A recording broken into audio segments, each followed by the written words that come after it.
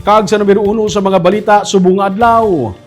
Anum ka mga foreigners nga nag-trekking sa Valencia, Negros Oriental na missing. Duha sa ila ang nakit-an sa mga rescuers. Nagpangayo sa bulig sang publiko ang Negros Oriental Police Provincial Office para makita ang anum ka mga foreign nationals nga nadula matapos mag-hiking sa Valencia, Negros Oriental sang kahapon.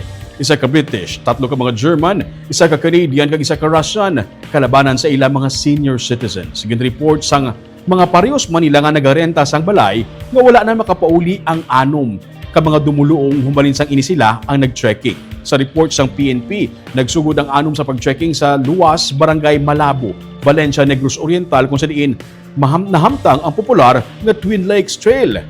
Nagtipon sang trekkers kag rescue groups nga sunado ang trail kagin pangita ang anum. Mga alas 11 sang aga kay naging kumpirma sang punong barangay sang Malabo nga si Christian Sela nga ang duha sa anum kamising ang nakit-an nga buhi sa sitio Lunas, Barangay Malabo. Ang team Malabo ang nakakita sa ila. Ang apat as of press time parayon pa nga ginapangita. Pinaagi sa drone nakita ang duha.